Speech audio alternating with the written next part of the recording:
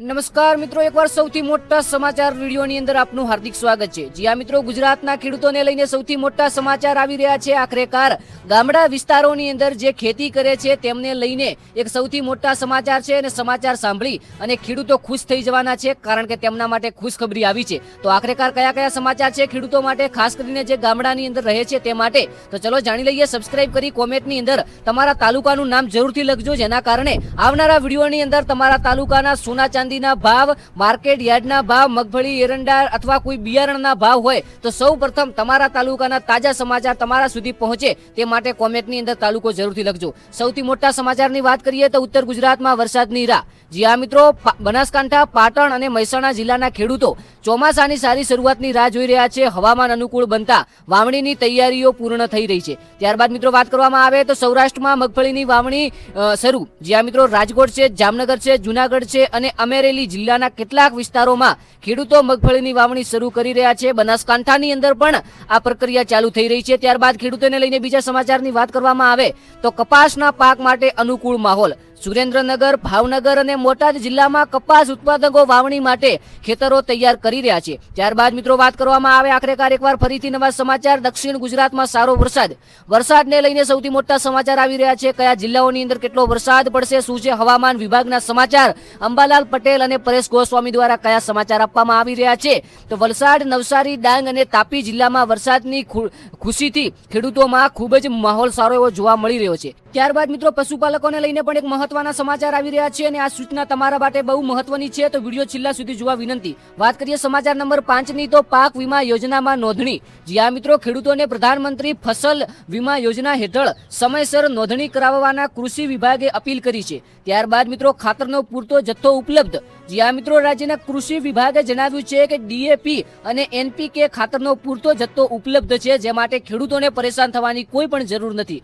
ત્યારબાદ મિત્રો પશુપાલનો માટે સૌથી મોટા સમાચાર અને મહત્વની સૂચના આવી રહી છે, ખાસ કરીને સાંભળતા જજો। ચોમાસા દરમિયાન પશુઓને રોગોથી બચાવવા રસીકરણ અભિયાન શરૂ કરવામાં આવ્યું છે અને સારી બાબત છે। ત્યારબાદ મિત્રો જીરાના ભાવમાં વધારો। જી આ મિત્રો, જે પણ વિસ્તારોની અંદર જીરાના ખૂબ જ ઉત્પાદન થઈ રહ્યા છે તેની અંદર ઊંઝા માર્કેટ યાર્ડમાં જીરાના ભાવમાં સામાન્ય વધારો નોંધાયો છે। ત્યારબાદ મિત્રો વાત કરીએ ખાસ કરીને સારી એવી હાલમાં ટ્રેન્ડિંગમાં ચાલતી મગફળીના બિયારણની માંગ વધી। વાવણીની સિઝન શરૂ થતા ખેડૂતોમાં ગુણવત્તાયુક્ત બિયારણની માંગ વધી છે અને ખેડૂતો સારો એવો ખરીદી કરી રહ્યા છે। ત્યારબાદ મિત્રો વાત કરીએ આખરેકાર કપાસના ભાવ સ્થિર। જી આ મિત્રો, એક નારાજગી જોવા મળી શકે છે। રાજ્યની મુખ્ય માર્કેટ યાર્ડોમાં કપાસના ભાવ સ્થિર જોવા મળી રહ્યા છે। ત્યારબાદ મિત્રો વાત કરવામાં આવે સમાચાર નંબર 11 ની, આખરેકાર ખેતી માટે વીજ પુરવઠો। જી આ મિત્રો, ખેડૂતોને સિંચાઈ માટે નિયમિત વીજ પુરવઠો આપવામાં વિભાગે આયોજન કર્યું છે અને ખૂબ જ સારું એવું આયોજન કર્યું છે એક ખેડૂત માટે। ત્યારબાદ મિત્રો વાત કરવામાં આવે સમાચાર નંબર 12 ની, તો કૃષિ યુનિવર્સિટીની સલાહ। જી આ મિત્રો, ખેડૂતોને જમીન પરીક્ષણ કરાવીને જ ખાતરનો ઉપયોગ કરવાની સલાહ આપવામાં આવી છે અને ખાસ કરીને જે પણ ખાતરનો ઉપયોગ કરી રહ્યા છે તેમના માટે મહત્વના સમાચાર છે। ત્યારબાદ મિત્રો સૌથી મોટા સમાચારની વાત કરીએ, ડીઝલના ભાવની રાહત। ખેતી ખર્ચ નિયંત્રણમાં રહે તે માટે ખેડૂતો ડીઝલના ભાવ પર નજર નાખી રહ્યા છે। ત્યારબાદ મિત્રો સૌથી મોટા સમાચારની વાત કરવામાં આવે એકવાર ફરીથી, વરસાદથી જમીનમાં ભેજ। જી આ મિત્રો, સૌથી મોટા સમાચારની વાત છે, ઘણા વિસ્તારોમાં વરસાદના કારણે જમીનમાં પૂરતો ભેજ જોવા મળ્યો છે। ત્યારબાદ મિત્રો સમાચાર નંબર 15 ની વાત કરીએ કે મકાઈની વાવણીની તૈયારી।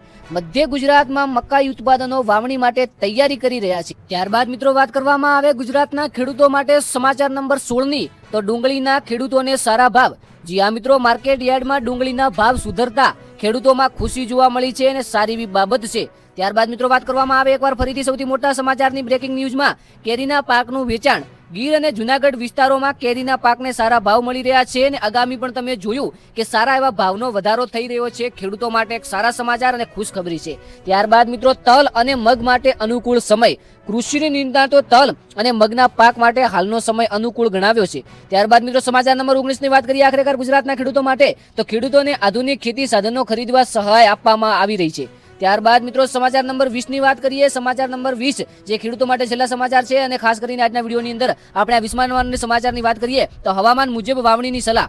ખેડૂતોને ભારે વરસાદની શક્યતા હોય ત્યાં ઉતાવળમાં વાવણી ન કરવા સૂચના આપવામાં આવ્યું છે અને ખાસ કરીને તેમનો જે પાક છે એ પાક ના બગડે એટલે કે જે બિયારણ છે એ બિયારણ ના બગડે તે માટે. હવે મિત્રો સૌપ્રથમ ખેડૂતોના સમાચાર પૂરા થઈ ગયા. હવે ગુજરાતના 10 સૌથી મોટા અને તાજા સમાચારની વાત કરીએ. ગુજરાતમાં સૌથી મોટા સમાચારની વાત કરીએ તો હાલમાં વરસાદનું પ્રમાણ વધુ જોવા મળી રહ્યું છે એવું ક્યાંક ને ક્યાંક લાગી રહ્યું છે. રાજ્યના અનેક જિલ્લાઓમાં વાદળછાયું વાતાવરણ જોવા મળી રહ્યું છે. ક્યાંક વિસ્તારોની અંદર ભારે પવન પણ ફૂંકાઈ રહ્યો છે. ત્યારબાદ મિત્રો સમાચાર નંબર 2 વાત કરીએ તો હવામાન વિભાગની આગાહી. આગામી 48 કલાક દરમિયાન કેટલાક વિસ્તારોમાં ભારે વરસાદની શક્યતા વ્યક્ત કરાઈ છે અને ખેડૂતોની અંદર બે પ્રકારની ખુશી જોવા મળી રહી છે. અમુક વિસ્તારોની અંદર જે લોકોએ મગફળીનું વાવેતર કર્યું છે ત્યાં થોડું દુઃખ વ્યક્ત જોવા મળી રહ્યું હોય તેવું લાગી રહ્યું છે, તો અમુક જગ્યાએ જે ખરેખર વરસાદના ભરોસે બેઠા હતા તેમને ખુશી મળી રહી છે. ત્યારબાદ મિત્રો વાત કરવામાં આવે સમાચાર નંબર 3 ગુજરાતના તાજા સમાચારની અંદર વરસાદી સિઝનને ધ્યાનમાં રાખી અને ટ્રાફિક વિભાગે સતર્ક બન્યું છે અમદાવાદ ટ્રાફિક વ્યવસ્થાની અંદર. ત્યારબાદ મિત્રો વાત કરવામાં આવે તો હાલમાં તમને બધાને ખબર હશે કે શાળા ખુલી ગઈ ને ત્યારબાદ શાળાઓનું નવું શૈક્ષણિક સત્ર એટલે કે રાજ્યની મોટા ભાગની શાળાઓમાં નવા સત્રનો પ્રારંભ થઈ ગયો છે અને સારી એવી બાબત પણ છે. ત્યારબાદ મિત્રો વાત કરવામાં આવે આરોગ્ય વિભાગની ચેતવણી. જ્યાં મિત્રો ચોમાસામાં પાણીજન્ય રોગોથી બચવા લોકોને સાવચેત રહેવા સૂચના આપવામાં આવી છે આરોગ્ય વિભાગ દ્વારા, તો એક સારી બાબત છે. ત્યારબાદ મિત્રો વાત કરવામાં આવે સમાચાર નંબર 6 ના તો રેલવેની વિશેષ વ્યવસ્થા. જ્યાં મિત્રો મુસાફરોની સુવિધા માટે કેટલીક ટ્રેનોમાં વધારાના કોચ જોડવામાં આવ્યા છે. સમાચાર નંબર 7 ની વાત કરીએ તો વીજળી વિભાગ એલર્ટ. જ્યાં મિત્રો વરસાદી માહોલ વચ્ચે વીજ પુરવઠો જાળવવાની ટીમો તૈનાત. ત્યારબાદ મિત્રો વાત કરવામાં આવે સમાચાર નંબર 8 ની તો પર્યટન સ્થળોએ ભીડ. સાપુતારા અને અન્ય હિલ સ્ટેશનો પર પ્રવાસીઓની સંખ્યા વધી છે અને એક મોટા સમાચારની અંદર આ સમાચાર સામેલ થાય છે. સમાચાર નંબર 9 ની વાત કરવામાં આવે તો બજારમાં શાકભાજીના ભાવ. કેટલાક શાકભાજીના ભાવમાં સામાન્ય વધારો જોવા મળી રહ્યો છે. ત્યારબાદ મિત્રો સમાચાર નંબર 10 ની વાત કરવામાં આવે આ ગુજરાતના સૌથી મોટા અને તાજા સમાચાર છેલ્લા સમાચાર ગણાય છે, કારણ કે આજના વિડીયોની અંદર આટલું રાખીએ તો સરકારી યોજનાનો લાભ.